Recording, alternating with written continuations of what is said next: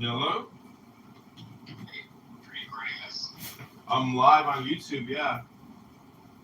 I sent you a message in your DMs of your and his crew are combing through, trying to find dirt on Zionists, just so you know. Oh, okay, yeah, don't worry about it. They can't find any dirt on me. It's just dirt looking for themselves. Okay. And also, how do you say? I mean, also, you probably is it's also because he's been very vigilant. Your your videos. Also, they canceling your accounts? I think that he and his group are like mass reporting you. Yeah, they did. They canceled 4 of my Clubhouse accounts. Yeah, I just wanted to let you know because I didn't know he was posting some of your recordings that he had combed through and like clipped up. Okay, cool. Good for him. I mean, I'm wasting his time, and that's exactly what I want to do. I appreciate it. No problem. Talk to you later. Okay, talk to you soon. Bye. And I may not be the most responsible, meaning I haven't practiced enough to like I certainly won't have it on the person until I get comfortable. But yeah, I think that people need to have it, especially women. Can I tell you about a thing that really prompted me to? It was just really scary. And people don't do this to me when I propose to them stuff. It's like as we are carrying or whatever, or having something of that. On the person on your mind, and I've been living this is my home, and I had 2 children with me, and it had lots of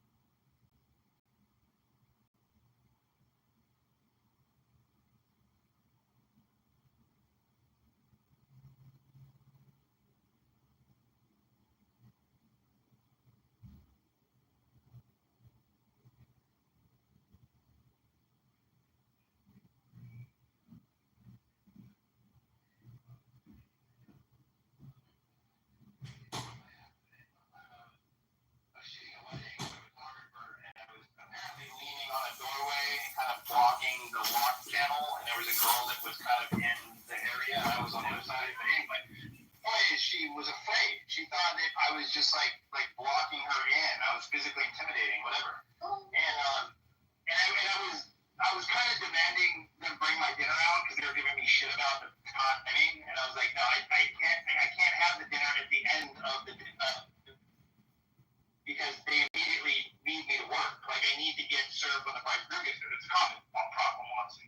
My point is, because there was some slight contention going on, and because I was positioned in this manner, she was afraid of me.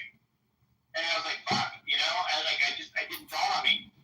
So, a lot of times, like, when I'm jogging or walking on the street, on a sidewalk, whatever, if there's a girl coming toward me, a lot of times I'll switch sides. I'll go to the other side of the road before it's an issue because I don't want her to think I'm going to grab her or something. I think about that on her behalf,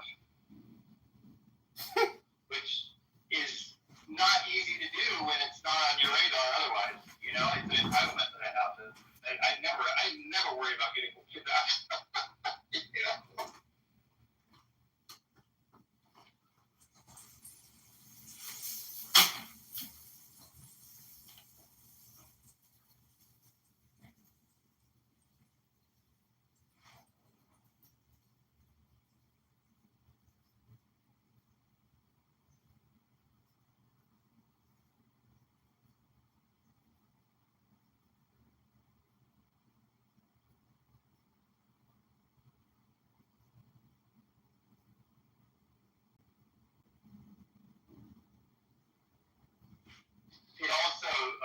you guys still listening? Can you still? Am I still heard? I know it's fighting here for a reason.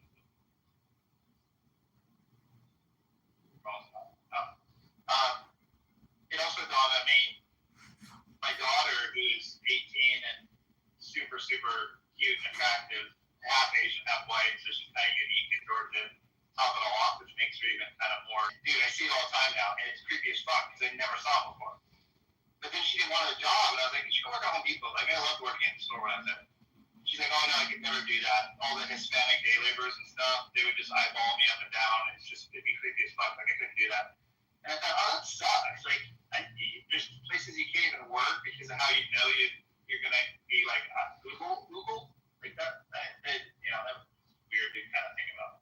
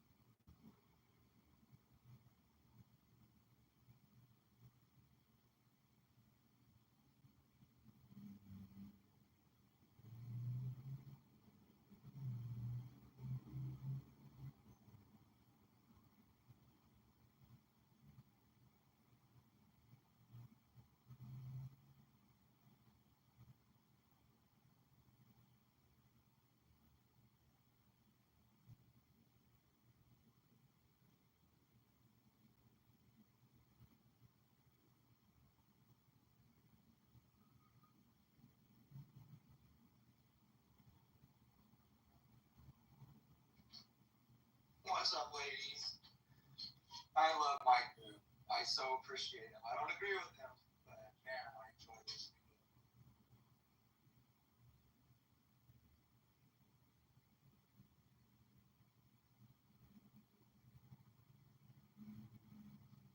Right back.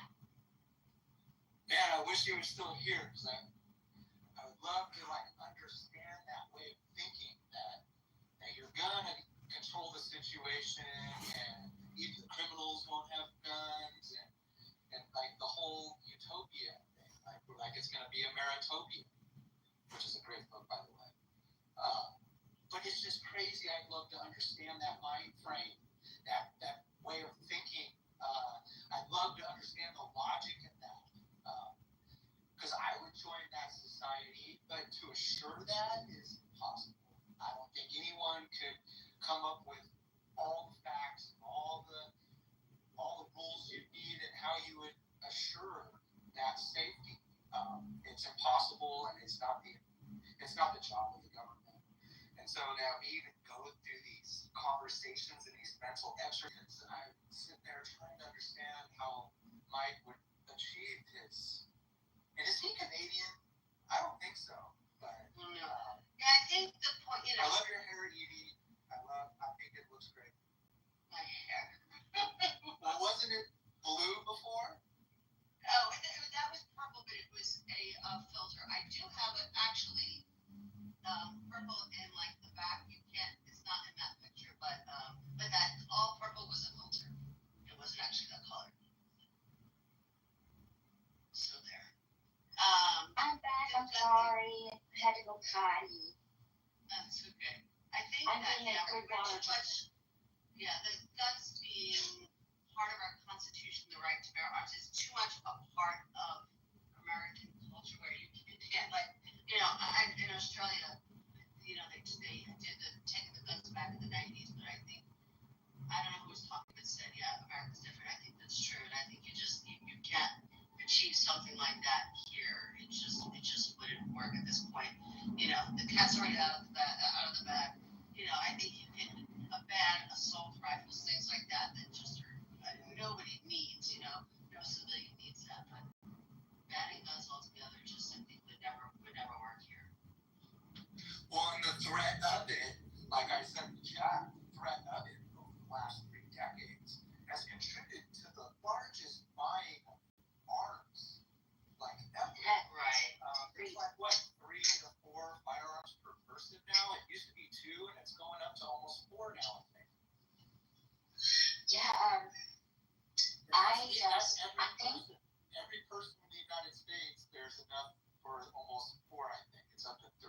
per person, Yeah. for every single person.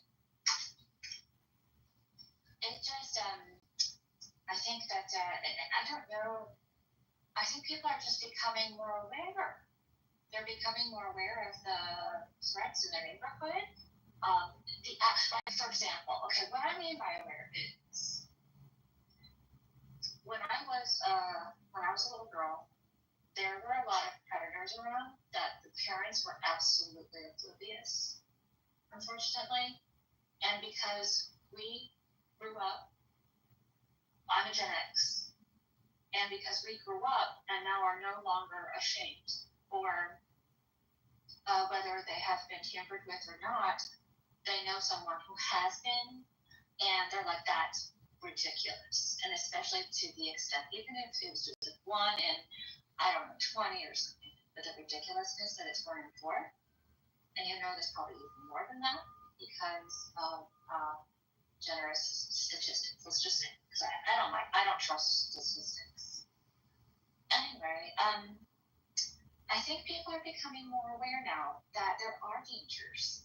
There are more dangers. Like, there never was a thing called you could keep your porch door unlocked and everything would be fine, because the people who counter that, they're frankly they're no longer here to state otherwise, or they're too afraid to speak because I just feel that like, shame of being as a civilian, I don't have enough training think that for me to feel as confident that word having never that really existed. in my hands. Kind of like And the that's nonsense on me, of that's not on anybody else's thinking because that I have to go to the president of the United States would be Exactly. okay and would be safe driving in a convertible down a road he knows. Yeah, because how Like, that is just unfair. Like, to believe somebody would do that. Are you and serious? at the same Like, time, it's like, yes, like it's sometimes I was drinking, but we have learned, right? but like I still have a freaking So now scar we're on my about it. thumb because it has so much I was kickback. gonna say, And I'm when like, you that's know not that funny.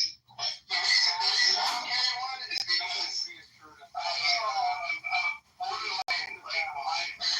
it's just like,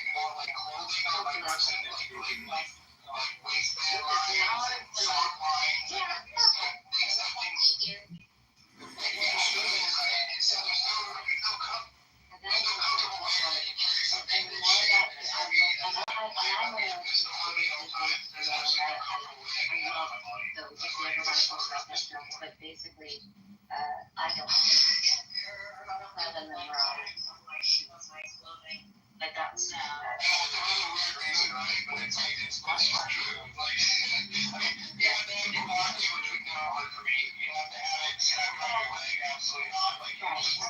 if we had to give them a tournament, Well, that's why I took the 22, and I saw there's so many of them. And, so you know, I just, I has no stopping. It's fine for color practice. Like, the actual reason you can do a value like that for safety, it doesn't, you know, it's okay for murdering someone, like, if you literally walk up on it, but as far as like stopping power or somebody that had a rifle or something, it's not gonna stop them. explain the logic and the rationale. Thank you for the discussion, as it is. Here's someone I just try to get myself more and more comfortable with something that folks about. there is no A small 38 would do it for sure. And more that people like the hardest thing to fight is an idea. And when people are so, frankly, when they've been, it's just the more and more live on YouTube, yeah. and how the familiarity is so much there that they don't Trying to find terror scientists, just so you know.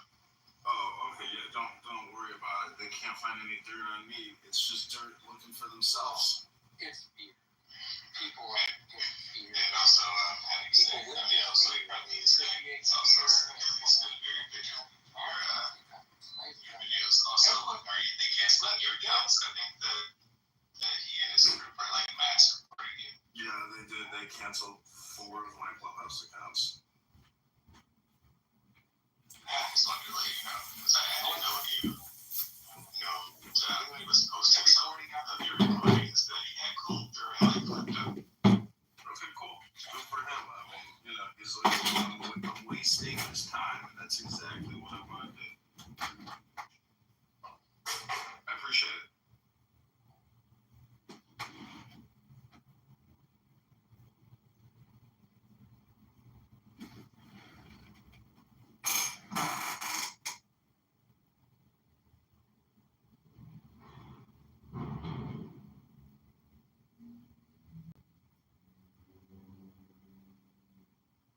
Don't go around saying fucking bullshit about people. Okay? And then that just becomes the truth. That's the sad part about the reality that we live in with sad. Yeah. So yeah, I know that. You know that. We all know that. Yeah, trash bag had sex with a tranny.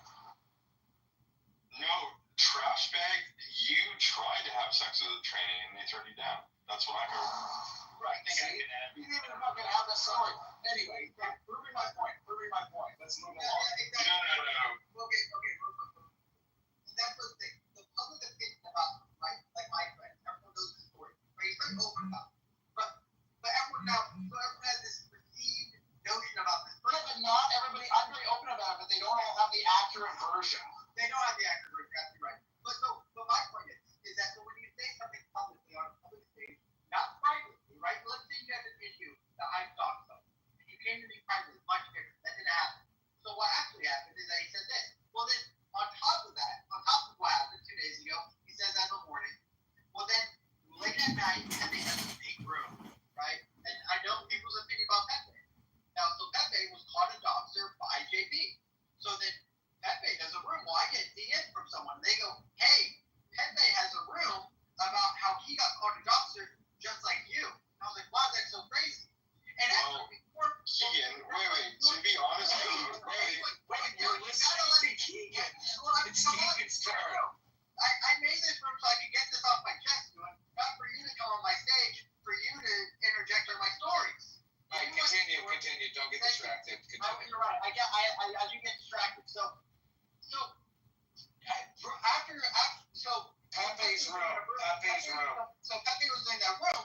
I come on stage because I know some information about JB that I learned that day. Because someone came to me and said, hey, just so you know, JB's calling you a doxer, but he's actually paid for someone's personal information to then put on Clubhouse. An actual doxer. That's disgusting. And it's Monica, and it's been proven. Wow, that's horrible. What a horrible piece of garbage. I've had multiple people come to me and tell me the story about how JB paid for Monica's information, and then guess what?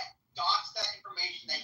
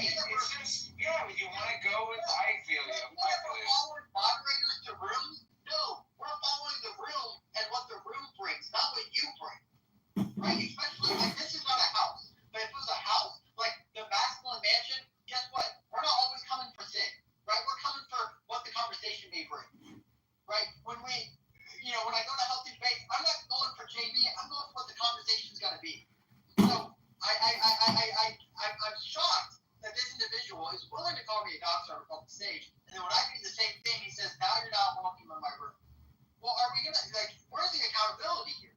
You should be held accountable. Can I respond to that? So now doing is a great time. Now the room's been reset. Okay, so Keegan, what I would first say is that most of the stuff that goes on this app ends up not being true. So like people will talk shit about you to the point where you end up very quickly becoming like the villain to like a room of people. Okay? That is just normal. That's just what you're gonna deal with. That's the sad reality of Clubhouse.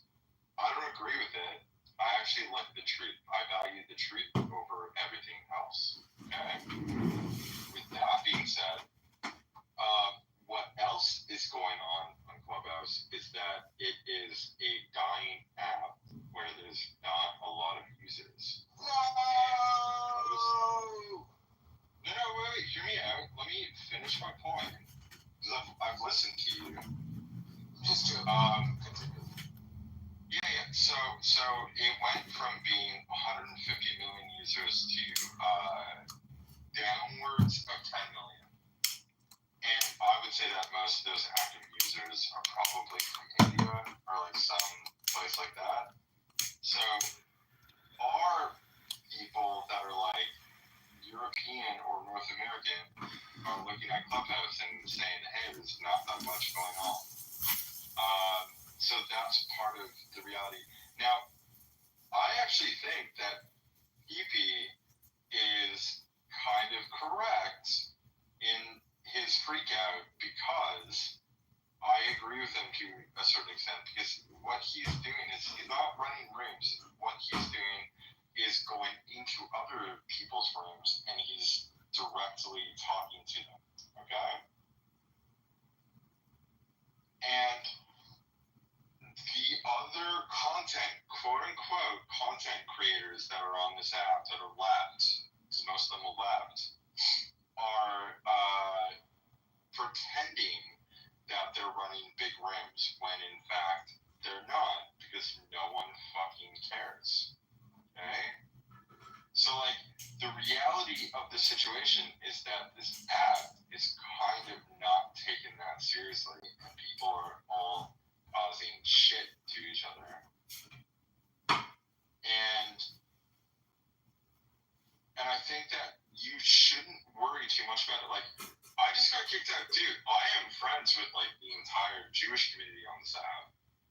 And I just had like a Jewish person like kick me down the audience because they were upset with me because they misunderstood what I said in another room talking about the amount of child brides going on in the Middle East, right? Well, that particular Jewish person is a little heavy-handed with the gulag button, but he's still a good guy. Yeah, no, of course. And it's fine, right? So I don't care that much. I don't even take it personally. I don't care. Keegan, you have to understand that you, with what you believe in, with, you know, however you want to approach the world and speak out about what your beliefs are going to be attacked by people on this app heavy-handedly. And I'm sorry that you have to deal with that. That's just like the reality of it. But I mean, dude, I just literally spoke on behalf of like the victims of like underage sexual assault and got into a fight with someone. So like, yeah, you're gonna have to deal with it. People have weird fucking ideas here, man. Yeah, I mean, I agree with you, like, you know, to a certain extent.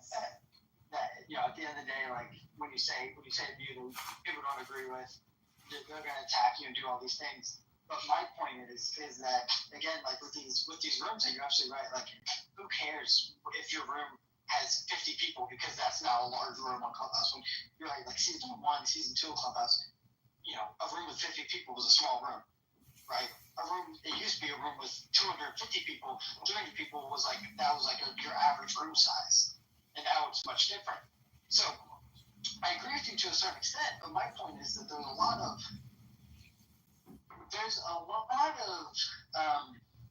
let me just say individuals who will claim superiority over you because they're you know, not just the moderator, but they say, that's out of line, right? As a moderator, they say, listen, a lot of people say, hey, listen, there's rules to a room. And then they'll say all the rules. Well, then people break those rules, and guess what? Nothing happens, right? They say, well, that guy's different. We hold that guy differently. Or even as a moderator, I'm going to break my own rules. So it's like these standards, it really just does not make sense to me. Like, it's the double standards, it's the hypocrisy. It's like, again, I don't mind that you don't like my views, and I agree with you. If people were just kicking me down and kicking me out of rooms because of my views, I'd be annoyed. I'd be like, all right, whatever. But people are kicking me down for things that they do, and then they're claiming, and they're creating. No, but that's what they're kicking you out for, dude. That's like the actual abject reality. They're kicking you out for your views. Well, yeah, but they're using false information and defamation upon me on why they're kicking. Like they're saying, well, Keegan's a doxer, he's not allowed in my room. Well, I'm not a doxer, so now people are going to go around and go, oh, Keegan's a doxer. I mean, I heard that whole back and forth. It sounded like you were just like caught in the fucking crossfire of it. To me, I don't care about that. But sure, but even before the pet bait thing happened, I was being called a doxer, right? That's the point. Before the pet bait thing even happened, I was being called the doc. I was being called a doxer, which doesn't even make sense. I don't know enough of you guys to even be a doxer, or I don't even know most of you guys' information, like on just a clubhouse personal level, to be like, I'm going to find out more about you, right? So that's what's shocking. And real quick, because I just read the chat, I haven't really read the chat that much. Mike says that is a lie. He didn't pay anyone for it. Sure. If he wants to claim that he didn't pay, again, I've had most people say he paid for it, but if he wants to make the claim that he didn't pay for it, he's still a doxer. That's the point, is that he's a doxer, and that he's calling me out for being a doxer. Well, if you are a doxer, why would you have a problem with the doxer? But Keegan, don't even worry about the chat. I mean, dude, I literally just saw the chat, and I literally had someone say that Indians aren't real. Like, and I said that, which is like completely made up. I mean, I literally lived in India, so I think that it's hilarious that that person's saying that. Well, you might be a little bit different than me, but I do like to know that listen, I was kicked out of a room earlier today that they asked me, Keegan, do you think that you have good morals? And I said, I have moral consistency. Whether or not my morals are good in your standards is your standards, but my morals are consistent. So when I am someone who believes he has my opinion, and so when that character gets, and I think that maybe me and you are just a little different. You and I do care. And you say, well, don't, but I'm saying that's not who I am. I care about when people decide to lie. I care about consistency. I care about honesty. I care about, I care about hypocrisy. That's the things I'm going to call out. I don't call out anything else. People want to say the N-word. People want to say, that they hate white people. I don't care. I won't make any rooms about that. The only rooms I make is about this. Okay, Ian, what I will say is that you are allowed to believe in what you believe in. Like, there's no one stopping you believing that. Most of the people that are responding to you are poor. You realize that, right? Like, you can tell. I'm poor. What do you mean? What do you mean they're poor? Who cares about that? You know what? I'm poor. And not everyone's rich. They're poor as fuck, and they don't know how to respond to actual fucking ideologies or beliefs or anything like that. And if you're poor, then dude, get a fucking job. I mean, I think that's fair to say. I have a job. No, Ewan, I have a job. I'm saying that for the idea is that my wife doesn't work, and we have a one income household. I'm doing my job. That's not, don't worry about my money. All right. But saying that just because they're poor, their opinions don't matter is really interesting. No, Keegan, the point that I'm making is that the people that can talk about this stuff and be calm about it are living rooms, okay? We're looking at it and we're like coming into these conversations and we're looking at it and we're like, that's fine. Because it doesn't matter that much. And I don't think that you've been attacked the way that I've been attacked on this app. You can say you have, but I don't think you have because you're saying that, you wouldn't. Oh, I've been attacked way harder than you are. Dude, I've been on top longer than you have been. I don't know. I've been on since season 1. Maybe we just haven't gotten to know each other that well. I've been here for a long time. And most people on this room knows who I am. But, I've been in rooms with you, dude. Keegan, I know who you are. I've been on this app for so long that I fucking know who you are. Well, I'm just saying again, and I think this is just a difference in personality. Dude, we used to run rooms together. We used to be in my rooms like daily.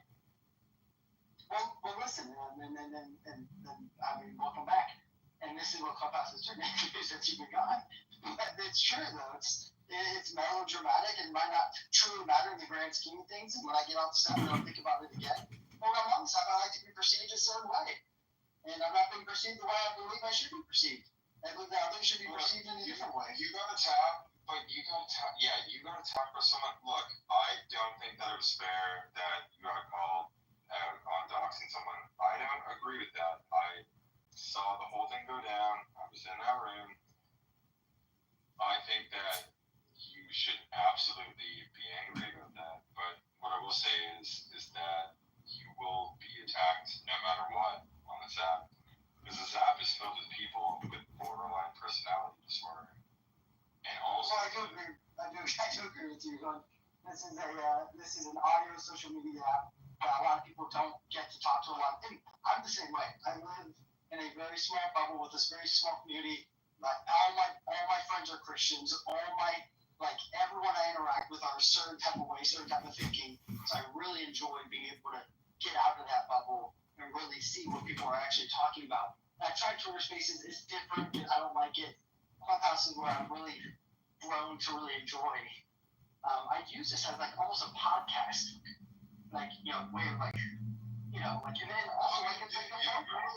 I think you should be able to use this app as a way to protect your beliefs and everything. I'm not against you. I don't think that you should be silenced. You and I probably don't agree on a bunch of things. But what we would agree with is the fact that this app should be available to you to put out your own means.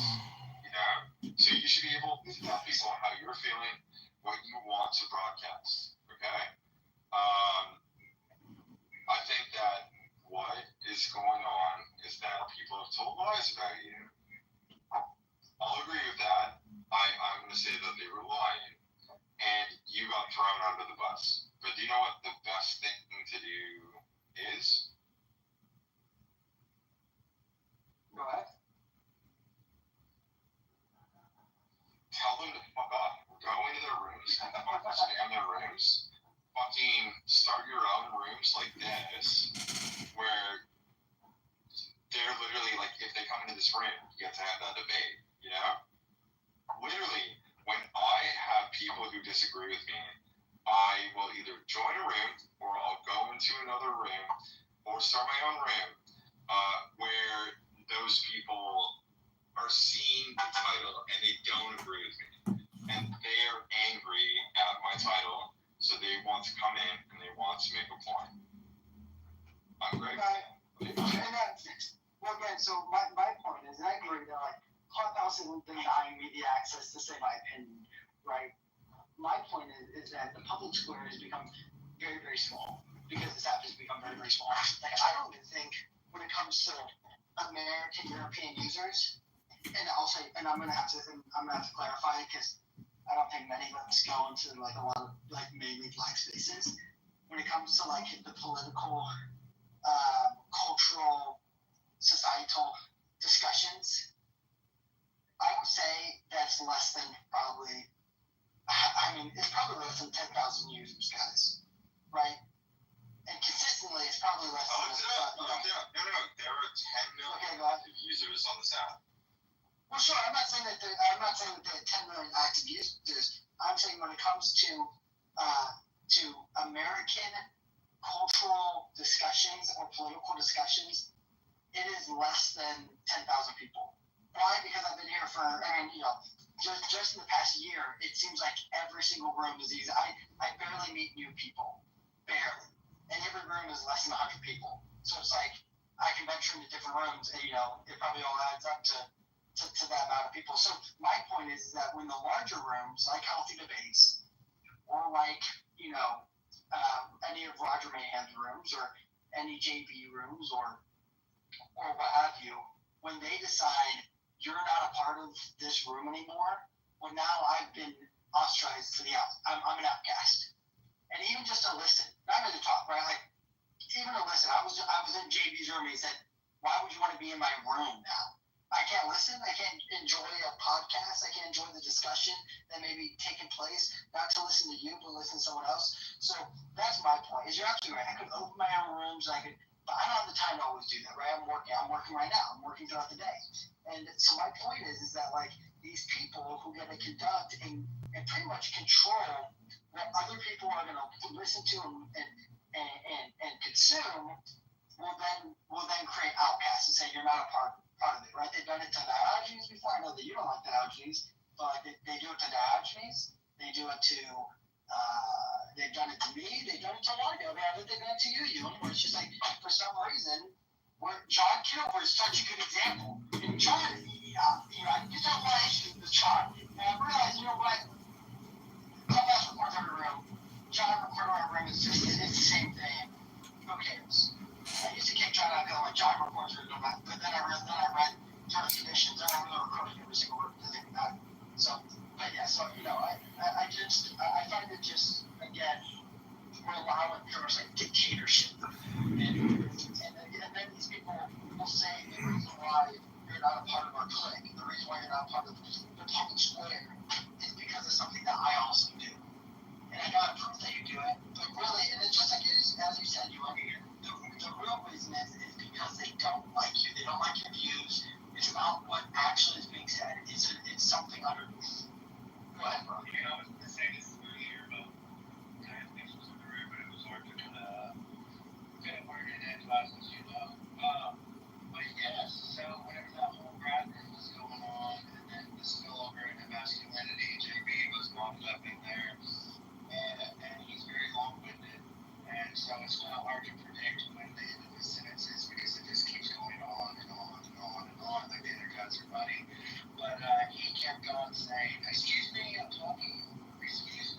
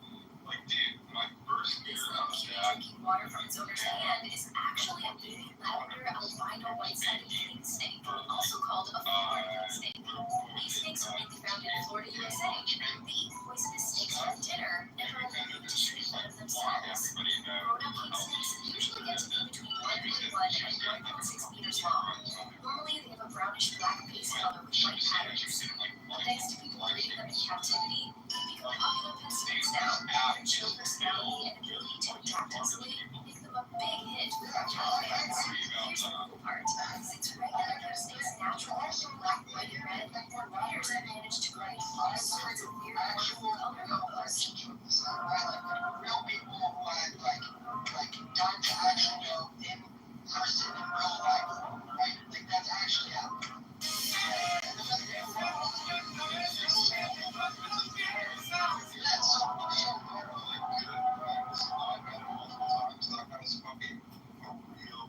I like David Bowie. A lot of people don't like him on the app, but then they meet him in person, and then they go, "Oh wait, this guy's like the coolest fucking guy ever." Yeah, so my point is, so those people, so the people that I actually really enjoy, like I don't enjoy JB, right? I never have enjoyed JB, but what I do enjoy are a lot of the people who go to his rooms, and I enjoy the conversation that I have with those people. Now, those people aren't going to just come and lecture in the live room all the time. If I create a room, again, I can't do it every day. Sometimes, again, I treat this like a podcast. I just like to listen.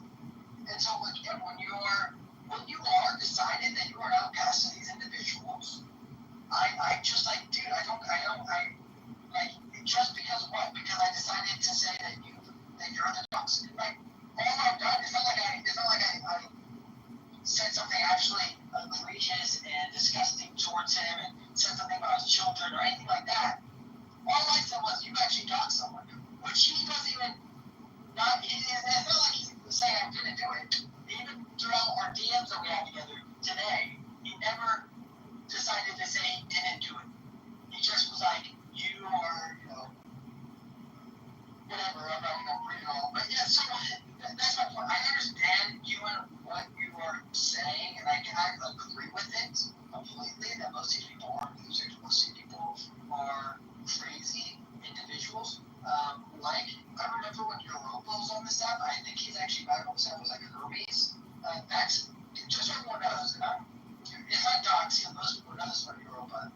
That man is an actual sex offender, a pedophile who has touched children. Disgusting. And you don't even go, do you even care? I do. If I found out that any single one of you have actually done something horrendous like that, where you either harmed children or killed someone, you're not welcome. You're not welcome by spaces. I think we should have some consistency and say that you're not allowed around us. And so that's my piece. Mohammed, welcome to the stage. What do you have to say about accountability on Clubhouse? Go ahead. So I just joined, I have no idea what you're talking about, so I'm gonna wait.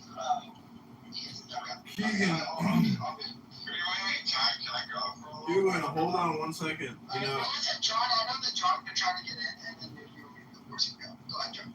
Yeah, I think it's funny that you hold an accountability room because really this is another stirring the pot. And that's what this app is actually good at. It's creating these dramas that feel like they're real, but it's just people all around the country just yelling into their phone at people because they've been conditioned and listened to what these people say, and they essentially respond either politically or they may respond truthfully. Sometimes they respond insincerely.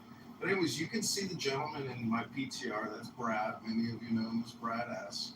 He makes death threats on this app, which is against the law, and I'll post the law in the chat that he's actually violating, and the terms of service that he's violating here on this app. But yet he has thousands of followers, and Clubhouse seems to have no problem with somebody who goes around making death threats quite regularly that I have on video and audio recordings, which I have submitted to the Houston Police Department, the Houston FBI, and his employer and management team at the Houston Children's Texas Hospital. So this is what accountability on Clubhouse looks like. When you slander, defame, and lie with John Kitover and the campaign to elect candidate Congressman Kitover, when we have contributors to the campaign like Mike Moon here right now, when you do that against John, an Army service-connected disabled veteran and Citadel graduate, you've picked a fight with the wrong motherfucker in Chicago. And I can promise you the campaign will do everything we can do to sue you and wage garnish Brad S. So I hope he works hard because his wage garnishment and lawsuit is going to help fund this campaign and take us to Congress. This is John. I am complete. Wow, talking about accountability to be had on an individual who deserves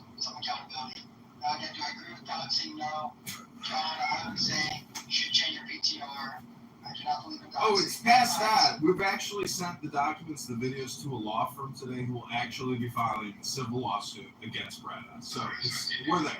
Wow. Are you willing to say the firm or no? No, I don't want to mention the name of the law firm here. I don't want to dox the lawyers. Of course. And good on you, John, for someone who's willing to file legal ramifications, for someone who has done some egregious things like that. It doesn't. I mean, I think If somebody doxes you on X or YouTube or Instagram or Clubhouse or TikTok, or I'm talking about slander, libel, defamation, it doesn't matter where you do it. It's against the law. And when you make death threats on the internet, it's 100% well established that it's against the law. I will put it in the chat. Brad asks, I don't know if he has a TBI from the war or what the fuck is wrong with him. He knows everything there is to know. Just FYI, everybody. But the point is, you can't come on Clubhouse and make death threats against people. And you can't libel or slander people. It's against the law, Bradass. Well, thank you, John, for, I guess, taking that time to do it. I mean, I know that at times it can almost feel like you're doing a turkey chase, right? You know, you may never catch a turkey, but you're going to try to do it. So you would go ahead. I know that you wanted to speak a little longer. Honestly, I lost my entire train of thought. I mean, listen, John does make a true point, which is that whether I'm doing this in a truthful way, which I believe I am, and I think I'm doing this in a sincere way, because I actually feel an emotional connection to this. This is the pure emotion here that you guys are listening to. This is potentially triggering a group, of course. I knew what was going to go on if I did a room like this. But I thought it needed to be done. Now, do I think that it's going to trigger a lot of individuals? I hope not. I hope that there's no emotion here. Afterwards, it's not my goal here. Again, my goal is not for clout. My goal is for consistency.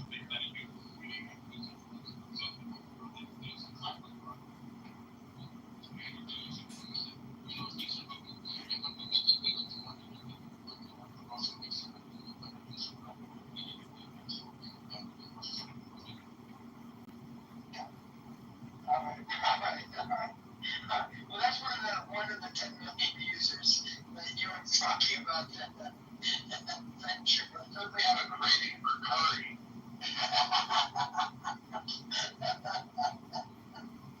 Oh man, that was good. That's a good. John, was that one of your accounts that came in the year? No, that wasn't me. Well, I don't know. You weren't speaking, so I guess I'll take your word for it. But No, but we do have an anonymous account. And I also reached out to Roger Mayhem today. I emailed him because at 1 o'clock, the campaign to elect candidate Kitover, we have job applicants from Craigslist who are petition circulators that want to come on Clubhouse. They're going to receive their training through Clubhouse, and they're going to print the PDFs for the petitions and start gathering signatures. Clubhouse, thanks to Mike Moon and Jake Reska is our biggest contributor. We will be getting signatures of, and funding it all through Clubhouse. So I want to thank everybody here on Clubhouse who's helping us get signatures. go ahead, Bibi. Okay, so I love Edmund. We all known Edmund for a very long time, a very, very, very long time. But Edmund, I'm sorry, it doesn't mean you can go around and okay, one thing is you can go into rooms and we know you're there and you can record our conversations and you can put them somewhere. But at least because we know you're there and the possibility is available to us, you can then go and record conversations and put them online. But you can't go into rooms with as anonymous. And sometimes people have heart-to-hearts and they have that intimate conversations. Yeah, I know. Some people come on here and they plan terrorists. Some people come on here and discuss terrorism because they're promoting it, supporting it. Yes, but most people, a lot of people don't. Okay, so if I'm in a room having a conversation with Beamer or with Seamus and we talking about, I haven't listened to your voice in quite a long time. So what are you concerned about? You think I'm every anonymous on this fucking app, lady? There's thousands of people with anonymous. Of Edmund forever on this BB, there's a lot of people with anonymous. I'm not a catch-all. I'm not a fucking evergreen meme that I'm the one recording and listening to everything. As an anonymous and record conversations. What? Yes, of course. What do you think Anon is for? Go read the terms of service. But here's the thing, BB. Have you read the terms?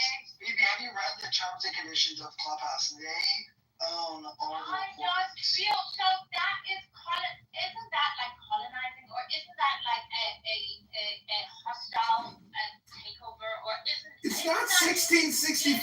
I'm on my fucking cell phone in my office, lady. You can use your cell phones how you want to use your cell phones. I'll use my cell phones in my office, in my house, how I want to use my cell phones, okay? Stop telling me how to use my fucking cell phone, BB. I'm just saying, it's just not for neighbors. I feel obligated to say the obvious, which is don't have intimate conversations on fucking Clubhouse. That is the most retarded thing ever. You want to be protected.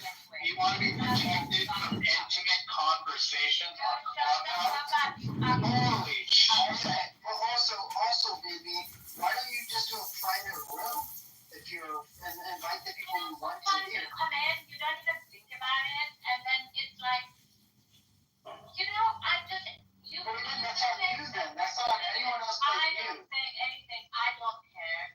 And also, I'm saying this for it's not John. It's Edmund. Because also, Edmund, one day you're gonna fucking get. It's like somebody's gonna slap some kind of a lawsuit on you, and nobody wants to see that, because I think most people on this app, especially like us old timers. No, Mike, I don't give a fuck about you, by the way. You can fuck off. I don't give a fuck. But with Edmund, it's like, something bad is gonna happen, and I don't want that. Oh, believe me, I live stream everything I do, and I record everything I listen to as a backup, just in case something stupid or bad does happen. So, BB, I hate to tell you this, but I'm documenting reality. You're complaining about reality. That's called a you problem, BB. That's called a you problem. Hey, John, you're recording now? You are talking. Yeah, of course. I'm live on YouTube. Oh, man, because I was going to say that BB's making my balls itch, but that's too intimate for a recording. Nobody likes you. You're fucking ugly, and your PTR is unattractive. At least like Edmund has. My PTR is unattractive. Do you want to see what I really look like, BB? Because I'm actually pretty good looking. I'm 6'3". I'm a good looking guy. Former U.S. Marine. I'm pretty good looking. That PTR is not me, retard. You're annoying. That PTR is not me, retard, but it is my real name. Yeah, I don't give a fuck. Edmund, at least. Oh, man, but I do it for you, BB. BB, but I do it all for you. Oh, no. What am I going to do? Oh, shit. Yeah, BB, what, and as someone is stating in the comment, which is stated correctly, Howard, if you, she left. She's just listening. If you have a problem, BB, okay, you have the right to go seek legal action. Just like John Kitover has sought legal action against Brad. So you have the same rights. Every time Brad's mentioned, I feel obligated to say that I personally sat in a room with about 30 people when he told the man that he knows where he lives, he's going to drive to his house, he's going to rape his wife. I just feel obligated to say that that man said that. He didn't threaten his life, but John's heard him threaten lives. So either way, that is one despicable human being. Well, and John, I hope I'm not involved in your lawsuit because he has threatened my life, but I do hope I'm not involved. Well, you might get subpoenaed. I got to tell you, you're probably going to get subpoenaed because you're in the recordings too. Yeah. And if I get subpoenaed, and if I do get subpoenaed, what I hope for, John, is maybe just a little action to come my way afterwards. That's all I hope, John. I will be honest. I'll tell them what I heard, what was told to me, but I just hope that a little action comes my way because I am a poor white American. John, can I ask you a question? Of course. Please address me as candidate. David, please hold. Joe, let the lady speak, David. Joby, go ahead. Ask candidate Congressman Kitover whatever question you might have.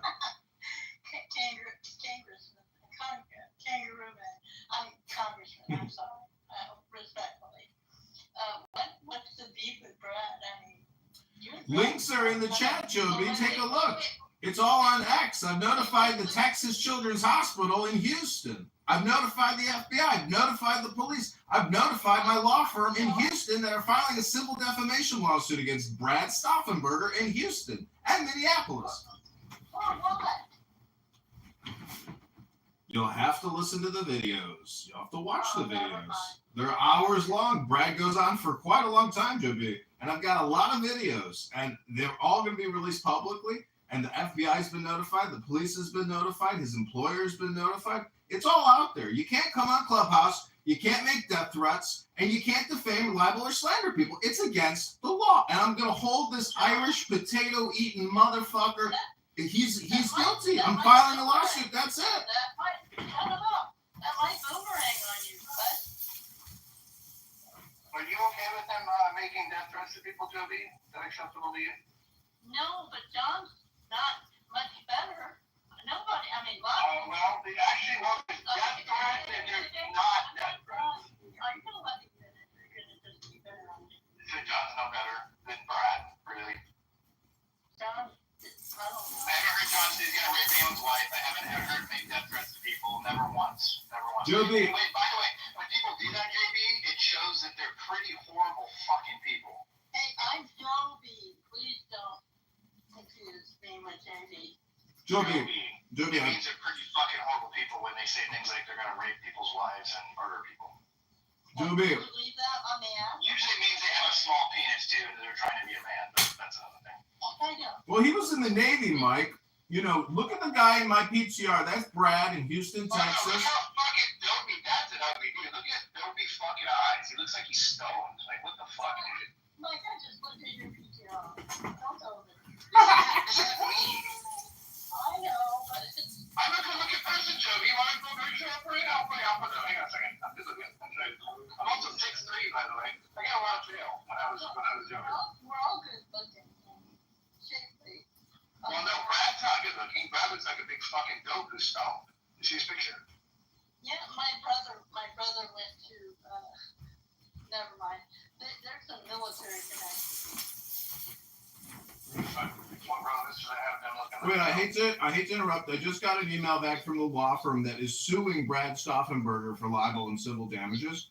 And it turns out that he makes $120,000 a year, so at a 15% wage garnishment, we estimate it'll take him 7 years to pay back the campaign to elect John Kitover. I was surprised he did Houston. I thought he was up north and he didn't know there. Why? Gather a whole bunch of signatures from everyone on Clubhouse going against you that you've been going against their privacy, whatever, like recording people, and nobody ever agreed to it. What will you do? It'll be you against Brad. Who's gonna win that vote? Let's start it up, BB. I mean, not against John necessarily, but it sets a Well, precedent. you're not so smart, John. Joby, can I ask you a There's question? a lot of Hey, real quick,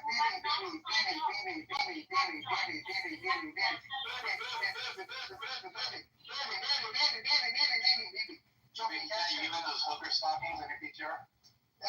Joby, can I ask you a question? I do have all the pictures if you want to see how far I am. Because you Oh, are. I'm curious. Trust me, I totally believe it. No, Joby. Hey, calm down. What are you doing? Stop.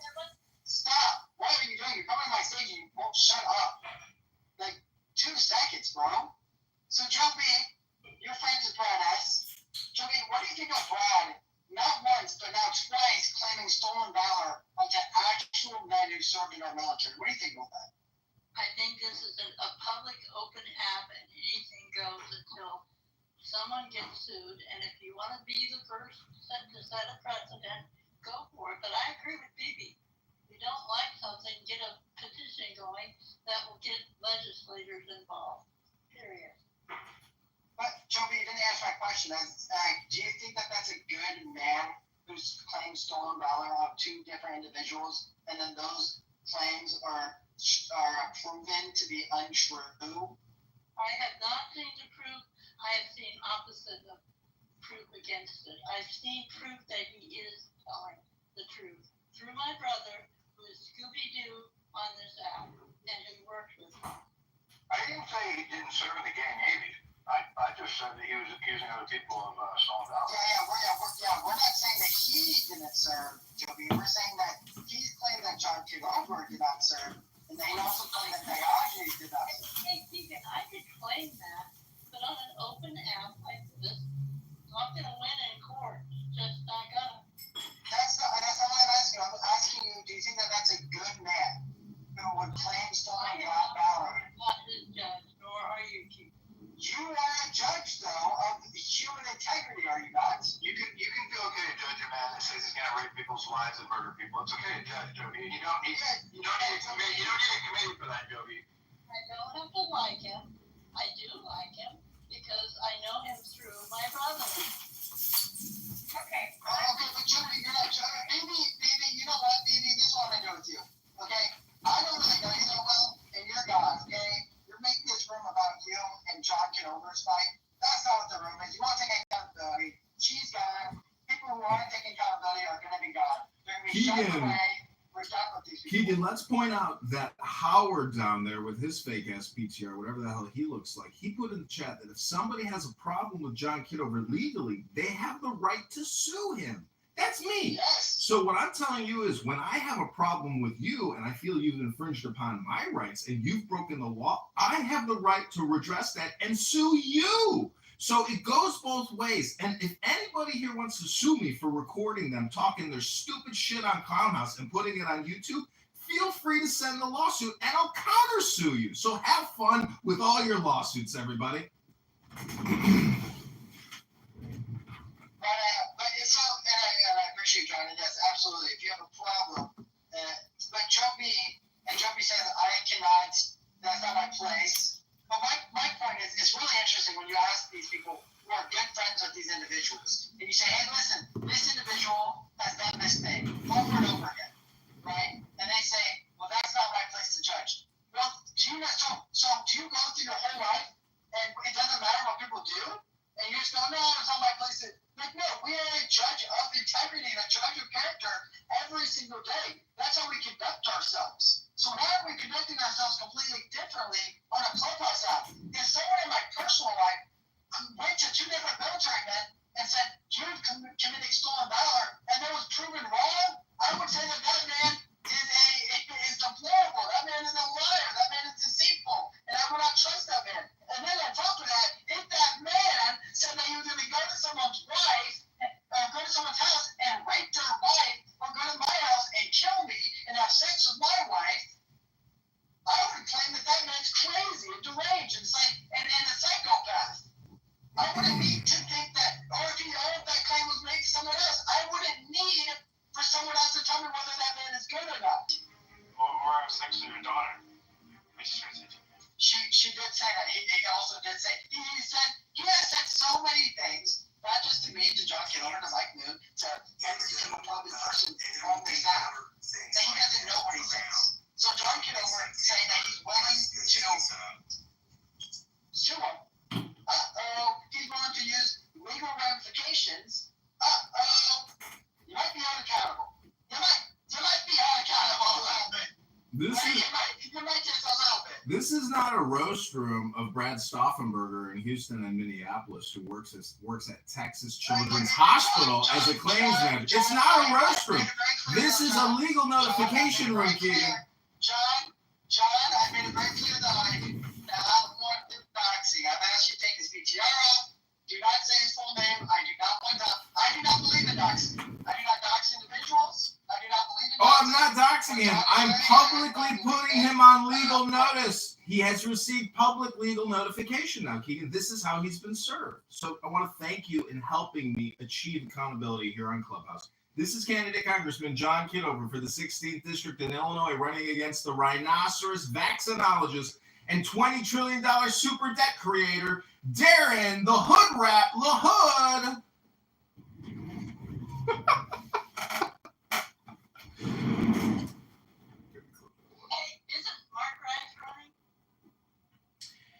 Hey, go get your denture paste and make sure to put them back in because I couldn't hear what you said. Hey, fuck you, asshole, but isn't Mark Rice running a kiss my ass?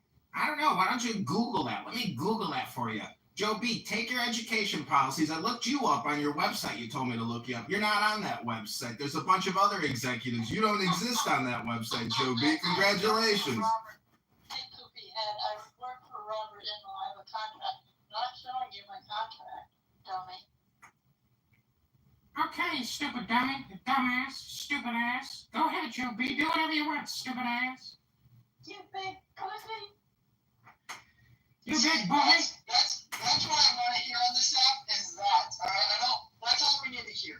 All right, but when individuals listen, I'm gonna kind of reset the room here because the man who has kind of created this, not really created this because this was gonna happen anyways if you never did anything about this. All right, here's a little reset for everyone who was not here. Last week I was going to dog soup. Don't know why. But randomly, JB said, here comes Keegan. He's a young guy. He's a troll, man. Listen, he's got a good head on his shoulders. But he's a troll and he's a doctor. He needs to fix that about himself. Other than that, he's a good guy.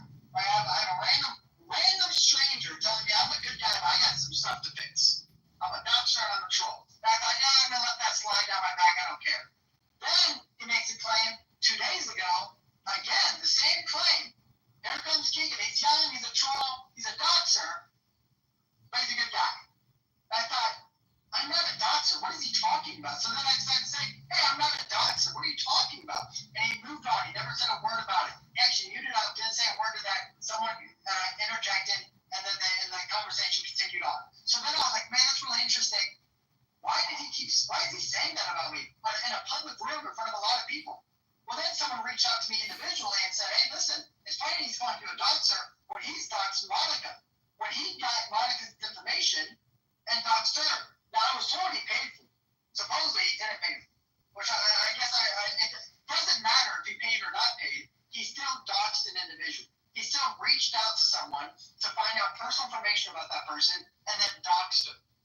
I don't like that idea. I don't like that one bit. So, then, I heard that Pepe, I got Dan saying, Pepe's in the room, JB calling him a doxer. And JB's going around saying a lot of things about him. I thought, that's so interesting. He's going after Pepe, and he's going after me. That's so interesting because I'm going to be honest. This is stirring the pot. This podcast is stirring the pot. I don't think I'm as aggressive as Pepe. But we're both called racist. We're both called all sorts of things. And so people will attack us and say a lot of things about us just because of the views that we hold. So, or that we're a troll on this app. So then, I go Pepe's room and I decide I'm going to share this information. Hey, it's funny that he's calling you a doxer because he's doxed Monica himself. Now, I said some stuff that I've been told by the person themselves, and it's whatever, and I'm not going to share it again, but that he paid for it, but maybe he didn't, it doesn't matter, he still doxed an individual. It doesn't matter how we got the information, he doxed that information. So, he's a doxer. It's funny he's calling you a doxer, he's a doxer. So then, I left the room because I didn't have time to be in a room at night. And the next day, or 2 days later, today, this morning, I go on the stage and he says, or I go in his room and he goes, there's a guy in this room who has called me a doxer. I don't know why you would want to be in my room. I don't know why you would want to listen to this conversation if I'm such a horrible person. He said, so either get out or I'm going to kick you out. And he said, let's do this privately. So then I privately messaged him and said, hey, and I was honest, I said, hey, you called me a doxer, which you have no proof of. You said it in a public room and allowed, and it was slander, allowed, other people's opinions to be set up on me that is not true. Well, you yourself are a doxer. And his response was that you are playing victim. You wanted to be famous. You wanted to get some clout off of Pepe, and that's why you went in the room and said what you said. And you attacked me. Which is so funny because again, he attacked me first. He called me a doxer first. So accountability on Clubhouse is really interesting to me because accountability should be if you don't really hold really strong views about anything, right? You're just a horrible person. Well, guess what? You don't get any hate. You get no smoke. You can say whatever you want about people. No one's going to say a word. Or they might just like you because you're kind of an attack dog. Like like Brad, and they just like that you attack everyone else, and you just hope that one day that dog doesn't bite you. So you go, hey, that dog's a good dog because he attacks everyone else. He's a pit bull. But then when he attacks you, you're like, we gotta put this dog down. So that's what's really going on, is that these large creators on this app, or creators, quote unquote, there's no actual creators, who hold large rooms and are moderators who can control the public square, and the public opinion can be swayed upon you, are truly the most double standard, hypocritical, and again, non-responsible, accountable individuals on this app, and I'm very, very done with it. And I'm a 26-year-old. I shouldn't be the one who has to say this. I don't think it's any kind of a come to Jesus moment or revelation or catharsis. Coming on this app and regularly making death threats to people and how you're going to brutally murder them is against the fucking law, and you can and will be arrested for it. Any kind of a come to Jesus. Yeah, it is that simple. It is that simple with one individual that we are speaking about. But again, these individuals have been on this app since season 1 of Clubhouse. And when they first were on, they weren't that big, but as they continue to gain followers, they continue to do rooms by themselves. They got larger and larger. And it almost seems like they thought their popularity would never end. There's no accountability for what they've said to individuals. And again, all I want, just some apologies and saying I'm not going to do that again. I'm not asking for money. All right, John Kitover, I'm not looking for legal ramifications to be set upon this person. All I'm asking for is, hey, I shouldn't have said that. I'm sorry. Let me do a public room and announce that I said something false about you because I did it in a public room. That's what I want. Hey, John, check your message from the end of that show. Well, and it's like when CNN does a article on someone, right? And they're completely wrong, and they're proven wrong, and then they have to resubmit an article. And guess what they do? The first article is a massive tweet. They do a bunch of coverage on it, and they get a bunch of people to listen to it. Then when they say, "Hey, we've lied," guess what they do? They do a proof. They release one small article on their website. Nothing is done. So it's really interesting that when people say, what are you trying to gain from this, Keegan? What are you going to get from this? I said, I just want a public apology because they publicly denounced my name. Wait, Keegan, I just want to let everybody know that I hope you don't think you're being manipulated in the audience or anybody else here on the stage emotionally. Because I want to let you know, this has nothing to do with emotions or feelings. This has everything to do with the letter of the law. When you come on a social audio chat app and you make regular death threats to murder, slaughter, and kill people in detail for hours, and people record you doing it, it is against the law. The FBI and the local police in Houston and in Minneapolis will arrest you for making death threats and going into detail about how you will murder people. You cannot do that. And I got to tell you, the person in my PTR who works at Houston's Texas Children's Hospital, who's about to get served with a libel and slander lawsuit. John, this is my last warning on you. Okay, I can't make you change your PTR, but I can try to moderate you a little bit. You cannot say his full name and where he works. I know it's public information now, but that individual did not share that on this app. I don't know, if I'm with this. So. I'm just trying to clarify the letter of the law here for people in the audience and all the Anon accounts who might be wondering what I'm talking about and who I'm talking about and when and where and why and how. It's all here on Clubhouse, ladies and gentlemen. It's all recorded. It's all put on 13 YouTubes, 2 Clubhouses, 5 X accounts, 3 Instagrams. It's all on the internet for all of you to go find and see. And the FBI and the Houston Police Department have the exact clips that they need. So fuck around, find out. Stop making death threats on this app and stop libeling and slandering the campaign to elect candidate Congressman John Kitover. Go to johnforcongress.com. I would like to say, John Kitover, if your lawsuit, after you win your lawsuit, I would probably like the name of that firm because it seems like maybe I'm due for some money. The number one rule of lawfare is never dox your lawyers. Never waste their time when they're busy trying to do a service process on gentleman in my PTR and deliver him the lawsuit. Service process. That's a real thing. Like, we're joking about it, but man, free speech extends all the way to one point. So when you start telling people you're going to drive to their house and kill them, that's a real fucking problem. That ain't normal, man. I don't give a shit if you're on social media or not. That is not normal. So I hate to break the bad news to you, Joby. You can come up here and criticize me all you want, and everybody in the audience who's probably enjoying this pot stirring or this roasting, don't enjoy it. Just know that when you come on Clubhouse, the fact that you were making death threats, but your account is still up with thousands of followers, do people not report him? Does it take one fucking asshole to report an account? And some fucking Filipino in Manila says, yeah, I agree, delete account. And then you get the suspension notification from Clown House. If you want to appeal, email this address. What's your question? Okay, well, let's get back to politics, ladies and gentlemen, because in 13 minutes, we have a conference call with a new employee for the campaign to elect candidate Congressman John Kitover. He lives in Rockford. He's got the petition PDF. He's ready to print it. He's ready to get to work. He texted us this morning. He wants to work now. So we are going to bring him onto Clown House. I'm going to send him the link to Accountability on Clown House. I'm hoping you can mod me and we can change the room title to Campaign to Elect Candidate Congressman John Kitover. Ladies and gentlemen, this is not a joke.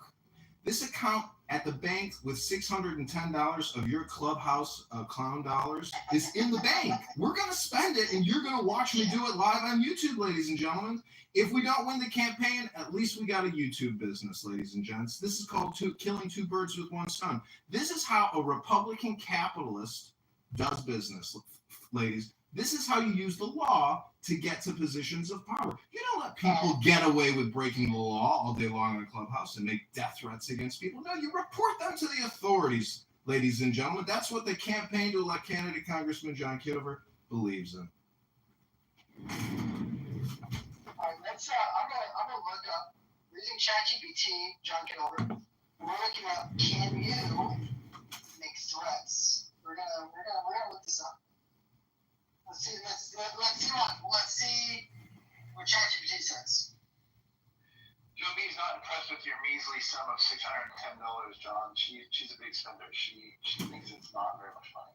Mike, I want to thank you for your hard-earned dollars. I know how hard you work for that money, and I'm not going to waste a penny of it. And when I do spend the money you gave me, I'm going to show you on video how I spent that money.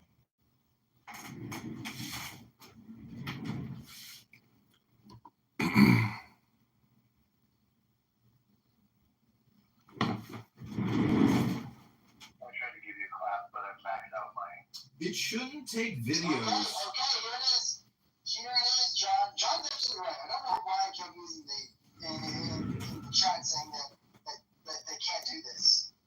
Criminally, number one, if you try to kill or seriously injure someone online, it can be prosecuted as a crime. In U.S. laws, they do vary by state, but nearly all 50 states say that making threats of death and seriously bodily harm is a felony if the victim reasonably believes the threat could be carried out.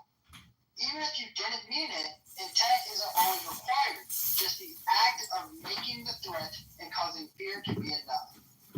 Now, in this day and age, who the hell knows what's real or not? If someone says that, there's people all day long that just shoot up a fucking place and everybody's like, well, I didn't see it coming, like a bunch of fucking retards. Like, if somebody goes out and says that shit, you gotta take it serious in 2025, man. So in a civil,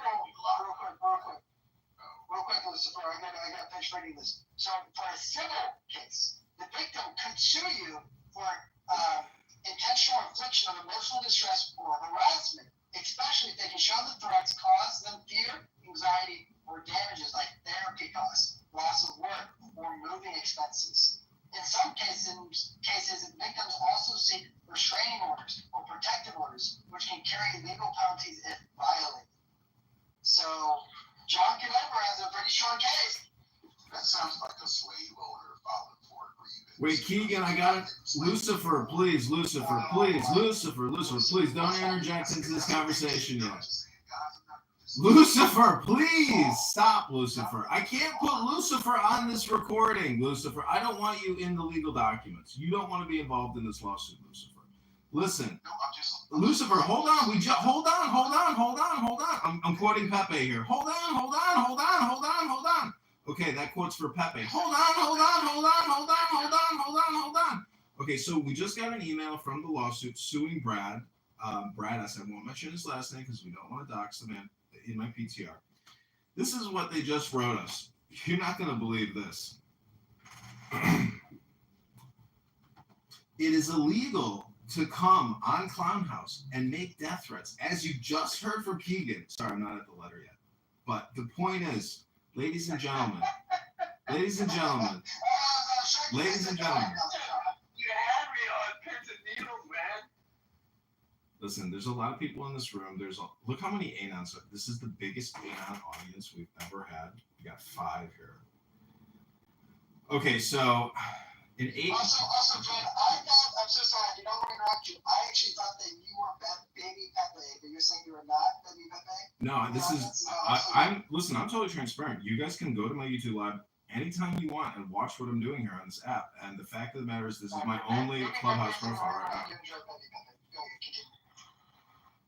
Okay, so go ahead. Well, actually, I don't want to give the floor just yet to you. But ladies and gentlemen, you cannot come on Clubhouse and make death threats. You cannot come on Clubhouse and make libel slander when people record you doing it. It's so stupid to do that only the man in my PTR is stupid enough to do it. So I don't know who this stupid person is, but take a good look at a stupid person. If I were to create a Clubhouse dictionary under the letter S, this stupid person would be pictured right there in my PTR. His name is Brad S. We won't mention his last name.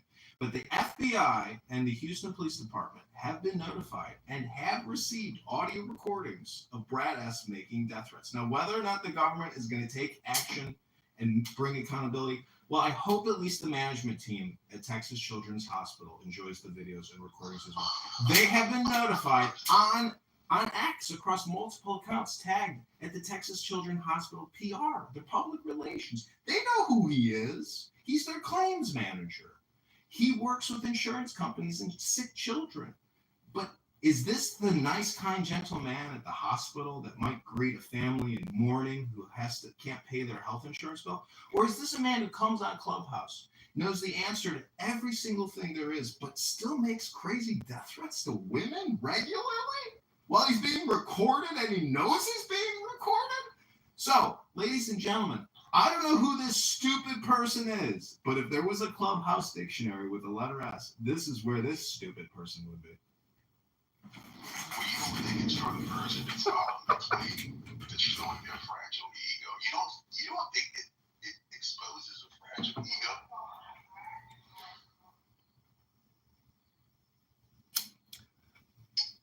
John, are we going to hear the email?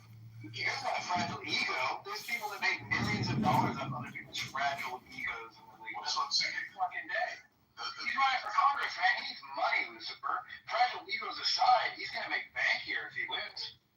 Oh, I see what you're saying. Yeah. I feel you. Okay, we have 6 minutes to the next employee onboarding for the campaign to elect John Kitover. This is an on-the-ground petition circulator. I'm going to introduce him to you all. His name is Joe. I have not spoken to him on the phone yet, but he has agreed to download the Clown House app, and he's going to come to this room. So if you can mod me, that would be fantastic. Listen, but we can use you. Hold on. Keegan, you don't have to mod me, but I do want you to change. Keegan. Gentlemen. We've got 5. Okay, I know we're good. We've got 5 minutes, though.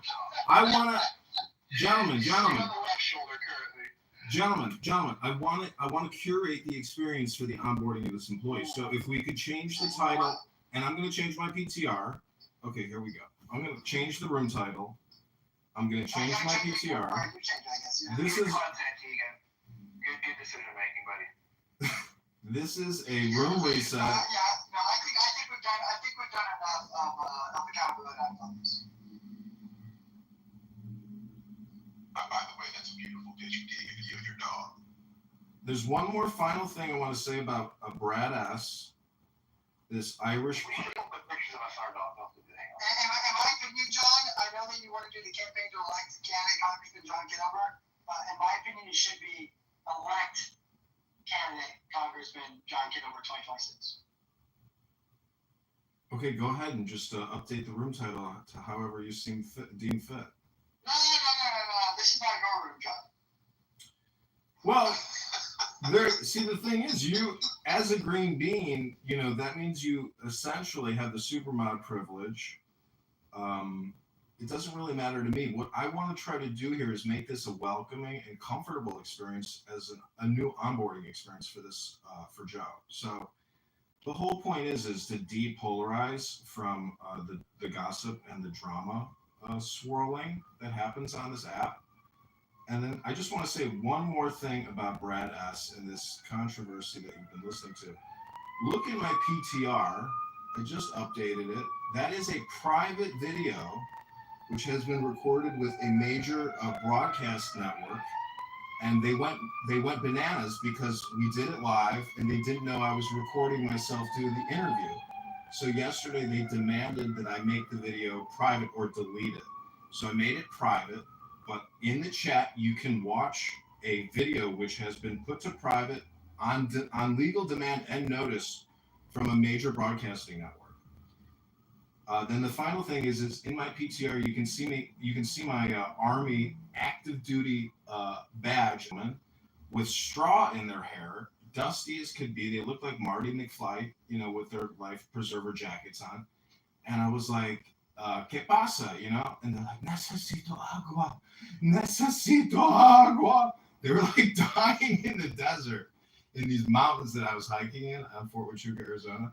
So I walked them back to our hotel and I give them some bottles of water and some pretzels. And sure enough, they were illegal border crossers who happened to walk onto a U.S. Army top secret military facility through a mountain range.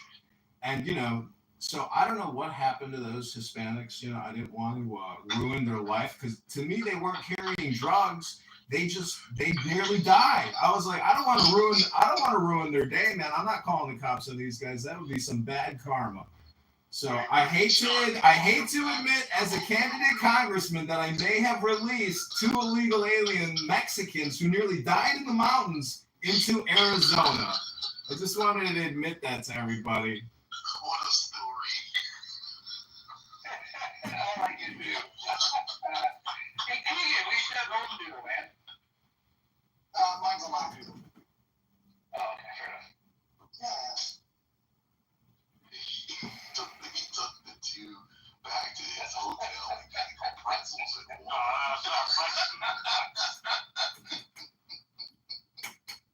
John Kitover. Vote for John. He's a cheap ass congressman. Okay. Pretzels and water. Would you call that a sanctuary apartment, John? These guys were so close to death. And you know how stupid I was? I thought maybe they were from Spain and not Mexico, and they were soldiers that we were training.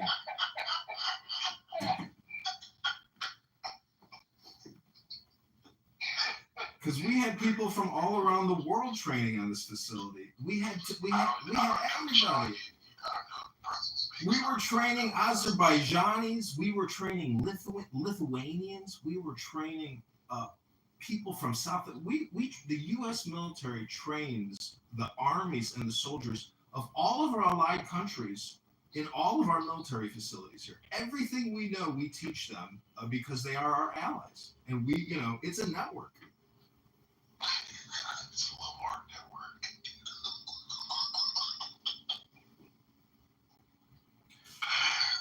Now, John, I know it's 2 o'clock. Are we getting a campaign call? We are. I'm going to send him the link now. His name is Joe. I've never spoken to him. Please, everybody, practice all decorum and be polite. And you can be transparent with him because, I believe that he can actually do fundraising for the campaign. And I think this is like the way into the campaign is to try to essentially force somebody to be involved in an immediate campaign fundraising money bomb. So he has received the link.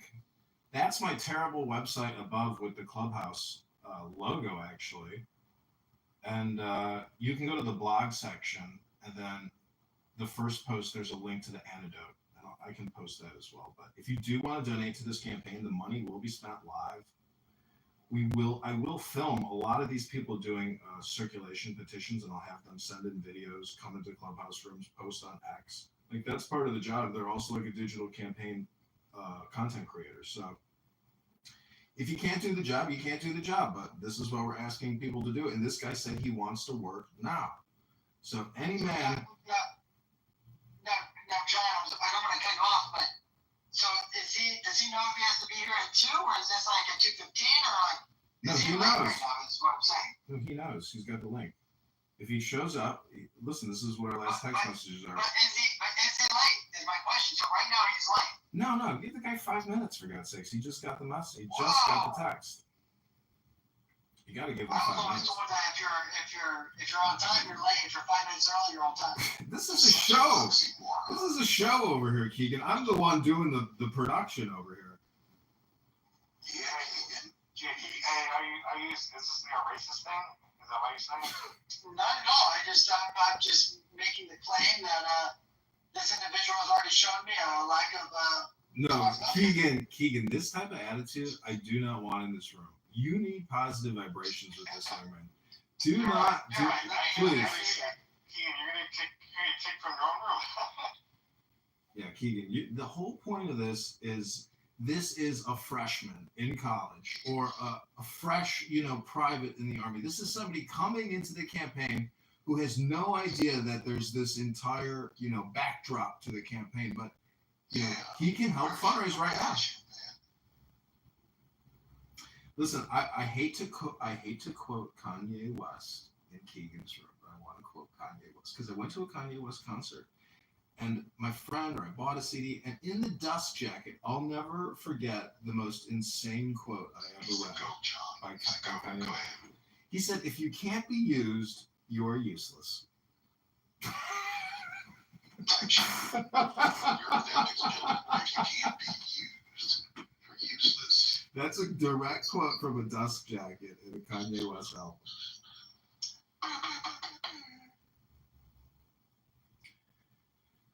So I hope you're having as much fun as I am this morning. Pepe, I'm sure, is sitting there. I'm not having fun anymore right now. Well, listen, the point is, if this guy doesn't show up, he doesn't show up. He's not late, man. I sent him the link 2 minutes ago. It's 1:04. Give him to like 1:10, basically. The guy's never used the app before. He doesn't even have a profile, for Christ's sake. Okay. Keegan has a point, though. Keegan, like, you do have a point, though. Like, what does that say when he's late? What does that say about him? Well, now, if anything, the implication hasn't put onto John. John, why are you not more organized, knowing that he was supposed to be here at 1, you didn't send him the link to 1:02? Well, I'll be honest with you. I was up last night till about 4 in the morning working, and I got up at 10 o'clock. So for me, I'm still just finishing my coffee, and this is the afternoon early show. So I go, 18 hours a day on this app. But John, I'm worried. You as a congressman, if this is how you conduct yourself, I'm worried. I hate to tell you this, Keegan, but this could be the future of communication. And I got to tell you, having worked, for Google, for Microsoft, for the Treasury Department and the IRS, and working in the U.S. Army, this is the quickest and fastest way to organize and to communicate transparently. It's a free conference call. And so in the chat, you can watch a private video, which releases tomorrow with a major news network, where candidate Congressman Kitover talks about economic philosophy and theory for about 45 minutes, about taxation and debt, about war and vaccines. It's a private video. I was told to make it private and unlisted because the main publisher who did the interview claims that they own the copyright. So now we have a copyright dispute about a video that I shot on 13 phones, and you can watch the primary phone, my best phone, my new phone, and you can watch this 45-minute interview. If you think any of my ideas are good, let me know. But I do know there are some errors that I made because I re-listened to this 45-minute podcast with a major news network.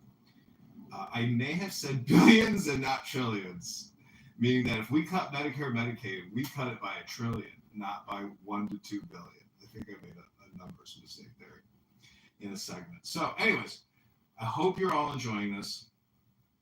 If Joe is in the audience and you raise your hand, you can come up and Keegan and I will onboard you onto the campaign to elect John Kitover. Now, Keegan is not a part of this campaign.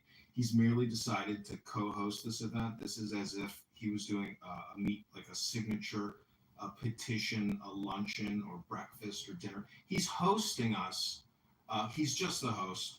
He's not involved in the campaign. He merely contributed his time to helping organize this conference call with you here in the audience right now. So thank you for being here. Go to johnforcongress.com. Look at my website and look at all the towns. Peckins. Have you ever heard of Peckins, Illinois? Have you ever heard of Bloomington, Norma, Illinois, Peoria, or Rockford, Illinois? This is a sliver of Trump country in the heart of Illinois. There are a lot of Republicans there. 85%, 95% people vote Republican. You should see the other guy running for Republican governor now. Keegan, you're not going to believe what the other Republican candidate looks like. It's to me, he could fucking win. He's got a very complicated name. I think he's, either on the spectrum or he is an artist or a farmer. And just like, I think he's a legit, see, the thing is, you're going to have to judge by yourself. Because I don't want to be cruel to his fashion style because I think they're very artistic photos. Anyways, you'll see. Maybe I inspired him to run. Are you putting as your PTR or are you going to give us his name? I'm going to have to Google this one. Oh, wait, I can just Google my name and he shows up. So it's on ballotpedia.org. This is ballotpedia.org. If you Google his name, does your name show up? Because that'd be, not good if everyone can Google you and he shows up. That's not good for your campaign. Oh no, it's good. This is all good. I see, Keegan. I don't believe in censorship. I want to get to know people. I want to really look at what they post online. I want to know what they think about. I want to know who they're connected to. I want to know everything about everybody. So the point is, his name is Garth Gouletti.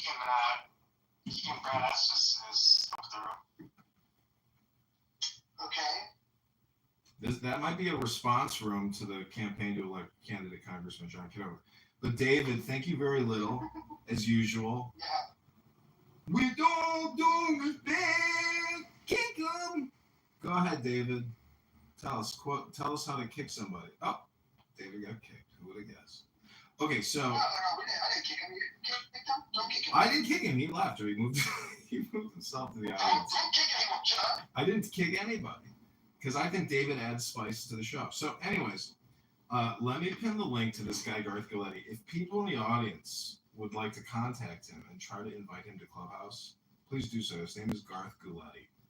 Yes, this is where we meet an official political debate between two candidates.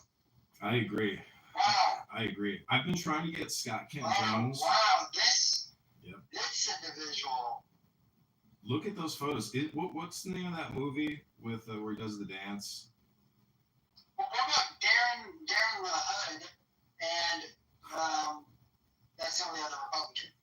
There's 3 Republicans running here, John. I know. Look how many Democrats are running now. I know a lot of Democrats, actually. It's kind of shocking. What's going on there? Has a Democrat won this seat before? Well, they redistricted it. So, and they say it skews 85% Republican. But we're going to find out. Because people are more politically activated now than ever before because of X and Instagram and everything else. I think people are really vested in politics, and really they view it as like an investment. When I voted Trump, that's an investment. Every time you vote, you should basically get some type of an ROI percentage indicator on, what you're actually getting for your vote. It'd be really cool if there was some way to actually track your ROI on your vote in terms of like how much that vote costs in taxes, how much it costs in borrowing, and how much it costs in long-term debt liabilities. Like if you were to determine how much your vote actually costs you, it would be wild. You could track it all. You can, there's ways to just look at GDP over 25 years or 50 years. Grok lets you do all kinds of amazing calculations. And part of this campaign is I have to put together policy papers or position statements. And I've done so many already on Grok, but they're not really organized. So I don't know. I'm probably going to create a new website soon, but I have so much invested in X. I have so many X accounts and so many YouTube, and so many Instagrams. John, as I'm looking at these candidates, you've got a tough task ahead of you. No, it's really not. Keegan. Listen, he looks like a politician. He is a politician, but Keegan, the whole point is my victory is getting on the ballot in March. When I get on that ballot and John Kitover is an option against Aaron LaHood, I've done my job. That's all I can do. I'm live streaming this campaign. That's my victory. That's my win. Because no matter what, you can't take that away. When your name is printed on a ballot, Keegan, that makes you an official, it's not just a candidate. It's you've officially ran. Like you have that printout of that ballot. And so, the whole point is this is a branding effort for John Kitover to run in future politics because the political industrial complex controls all the borrowing and all the spending, all the decisions on all the pensions. Everything is tied up in politicians' compliance to the system. So if you believe that we're going to have to practice austerity in this country and we're going to have to cut pensions, you're going to have to vote for individuals like John Kitover. Because that's the only way you can probably keep this Ponzi scheme going. I think, the sooner we realize that we have an artificial 40% borrowed economy, the sooner the stocks will adjust. Yes, people are going to take hefty losses in the stock market when the government stops passing out free money. Aetna, United Healthcare, Blue Cross Blue Shield, they're going to lay off thousands and their stocks are going to plummet 50%. But the market's going to correct. John, when do we start worrying about this campaign fundraiser? He's not going to show. It could be a no-show. When do we start worrying about it? Let me see if he texted us back. Oh, he didn't text us back. I'm going to text him now. Are you available? See, this is the thing. Is I guess I am kind of wasting your time with my show. But no, I didn't believe you were, and I don't think that was your intention at all. So I want to give you again, I don't know if I can post the link again, but I hope you watch this private interview because I don't even want to leave the house until this video goes public. And I don't want to upset the publisher, even though he kind of insulted me afterwards because I didn't respond fast enough on X to him in the comments. There's chat or email on X, and I don't look at it. And so he called me out on one of my X accounts as saying he actually said that you should read what he wrote. It's very insulting after I did this 45-minute interview with him. But I will give him a lot of credit. He let me speak. He didn't interrupt me. He asked me a question and he let me go, for a good couple minutes. I don't know how I come off. I haven't watched the whole thing. And also the camera angle's kind of bad because I was looking at the Zoom conference call and my primary phone wasn't angled that well, but I filmed it on 13 phones. You can hear the police driving by my house hour after hour after hour. Oh, crime is down 38%? Really? Why are the police constantly flying down the streets to crises in the South Side? Please tell me why. I know people in the fire department that say that the numbers are totally cooked and they don't report even half of what happens. So that's the truth about crime in major U.S. cities. John, well, I don't think it's not. I think you're having a no-show here, John. You could be right. Let's see what he wrote back. Nothing. I'm afraid, John. I'm afraid we have a no-show on our hands. Very sad. The momentum is strong, though, John. Surely, I believe it is strong. So what is the requirements to get on the ballot? It's 675 signatures. How many? Where are you right now? And are they required to be in your district? Yeah, they got to be registered voters in the 16th district. And so there's a way to look them up on the spot. So have you done some door knocking? Have you So Are you this on is door knocking yet? You giving out pamphlets? so what's cool about X is you can ask Grok, hey, identify 25 voters in Rockford, Illinois, that would consider voting for candidate Congressman John Kitover. It gives you back the 25 profiles. So we message every single one of those 25 profiles by hand and ask them if they want to sign the petition. And if they do, we send them a DocuSign via email. They digitally sign, and we have one petition for every signature. So it's going to be a huge fucking binder because it could be 1-to-1 for like 300. So that's the most annoying thing is every single page has to be notarized. The compliance with ballot access is so laborious and ridiculous and expensive to do that unless you are extremely well organized and really hustling, it is very difficult to get on a ballot. And the challenge and review process. I don't want to interrupt you, John. I remember actually my mother ran for state representatives when I was a child. She did not win. She did get 40% of the vote, which I was very proud of. In the primary, when she was running in the primary. Very, very proud of her trying it out. I do remember as a little kid going door knocking, you know, she was utilizing her children as being cute little representatives. And we would go knocking. It was Keegan Toy, you know, I think it was, I don't know what year it was, but freaking knocking on doors, will you elect Mom Keegan? And, Wow. So you and Marshall Rankin Stankin do have something in common. No, did he do that as well? Yeah, Marshall Rankin Stankin from Texas, the fake ass Republican. He claims he knocks on thousands of doors. Meanwhile, he can't barely walk. That was against my will. Listen, Marshall Rankin Stankin has been one of the biggest annoying thorns in my side. He knows my voice, so if I try to change my voice, he goes, "That's Edmund Keckham." I cannot get past through the Marshall detector system. I have not been able to fool Marshall yet with like a prank call. Somehow he always knows it's me. So we're going to text one more individual who responded to the Craigslist ad right now, and I'll see if that person is available to Well, either.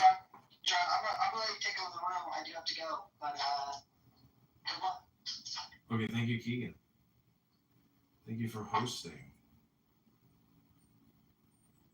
Okay, we're going to see. Here we go. Hi, are you available?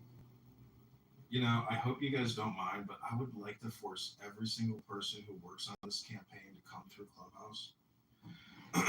Is that, wrong of me to do? I don't think it is. I think it should be a requirement.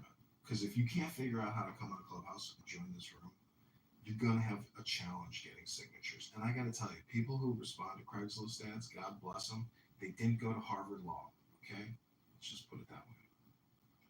So a lot of people got a lot of difficulties in their life, a lot of anxieties and complexities. And not everybody can join a Clubhouse room if you ask them to. Some people don't respond.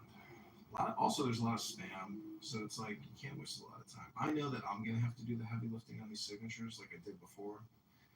I had great people that helped me, but we were 60 signatures short last time, and I just want to say that the opposition we ran against is Stella Richards, the 45th Ward committee woman. I'm 100% sure that they committed ballot fraud or petition fraud, leading essentially to ballot fraud. My 364 pages of signatures were dirty, crinkled, and had signatures and scribble all over them. Looked like they had been, touched for years. Their signatures looked like they were printed perfectly, as if somebody with the most perfect handwriting you'd ever seen. So the whole thing is very suspicious. And I gotta say, there's a way to get real signatures, and there's a way to essentially sit down at a table with a bunch of people. And if you have the list and you have the signatures, you can just copy it and paste, copy and paste, copy. I don't know if people did it by hand or how they did it, but they did not go door to door. They did not go door to door. So the question is, how did they get 20 pages of perfect petitions? Very suspicious. But you're not allowed to cross-examine the witness. You're not allowed to practice and carry out the Constitution. So this is how politics works. Anyways, if you click that YouTube link above, ladies and gentlemen, I know this room is coming to an end, but you can watch a private one-on-one podcast interview with candidate Congressman John Kitover before the main footage is released this Friday. I hope you all enjoy. Now, I'm wondering if he's going to edit my clips and put out segments of 10-second snippets. He claims that he has the copyright, but I also claim that I have the copyright as I filmed it on 13 different phones. So this is going to be a very interesting experience and experiment to see how they clip me, if he clips me. And he claims it's his business, and I claim it's my business, and I claim it's part of the campaign. And he's claiming that his copyright supersedes the campaign's copyright, things like that. And we had no agreement, no negotiations. It would be like Trump sitting down to 60 Minutes to do an interview without having any kind of preconditions or contract in place prior, to Q&A and to recording and to final cut, all those things. So I don't have to explain all this stupid stuff to you. I'm sure you can all deduce this yourselves. This is a clip from yesterday. I don't know if you can hear it. Big Beautiful Bill Act gives the Fortune 500 $500 billion a year in tax credits. That's all future tax liabilities for you. It's transferring it from the Fortune 500 to we the people. That's not why you're voting for Darren LaHood, is it? I hope it's not. Because if you are, you're voting for your own demise. We're giving ourselves away. The Declaration of Independence says they're eating out our substance. And in my opinion, Darren LaHood is eating out the substance of America and the people in the 16th district. And Illinois politics is so corrupt and the people are so sleazy. It's taking a grassroots effort of a guy in Jefferson Park in the northwest side of Chicago to say no more borrowing and spending. You talked about cops. You mentioned that I was specifically interested in cops Medicare, Medicaid. So that's a clip. That's the kind of Q&A it was. I mean, he let me, it's not like a clubhouse room where you get interrupted every second. Like, this guy let me speak. He knew that he was there to film. So it comes out tomorrow, but you can watch the clip today. It's a private exclusive here on Clubhouse. I hope you enjoy. Okay, let's see if our other candidate emailed us back, texted us back. Nope. I think that might have been it.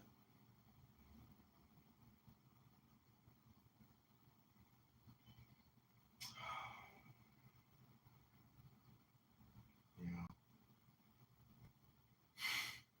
I know I'm going to have to do this myself. But I have people locally that I can drive up there with me that I can compensate who would do a fantastic job. And really sincerely, but I do need to call her and him. Except the thing is, I don't want to have to drive back, and I don't want to spend a night in a hotel room with these people. That's part of the problem on the campaign. It's like going on a work trip with somebody, and we're not going to stay in that same hotel room. I'm sorry, but I'm not sleeping in a hotel room with you. I don't know. So I'm going to have to get 2 hotel rooms, which is, we can afford it at this point.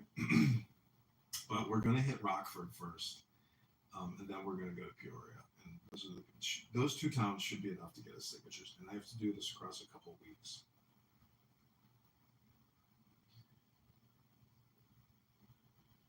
I'd like to look at all the chat messages. You know what? I need to also get a new Clubhouse Anonymous account, because this is my only current Clubhouse accounts. I need to go to reaction rooms.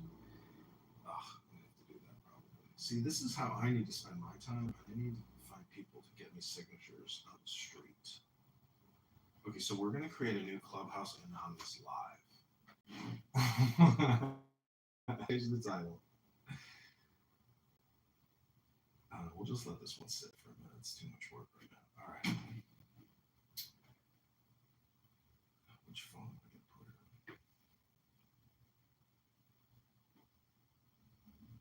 on? Okay, so I'm going to play some meditation and prayer music to relax, because politics is very high vibration, because I consider what I do to be very performative, but it also shakes me to the core. So I like to try to de-stress and relax with a little HMS Pinafore. But first, a video of Brad Stauffenberger slicing potatoes.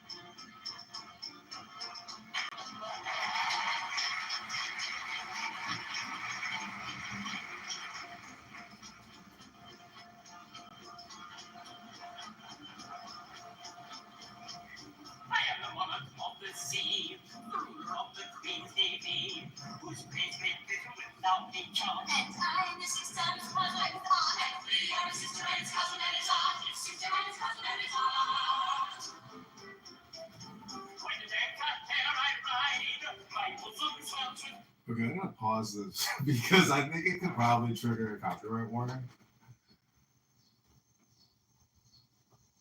But I think that would be a really funny way to roast Brad Stauffenberger by playing the HMS Pinafore soundtrack and dedicating it to him and management at Children's Texas Hospital.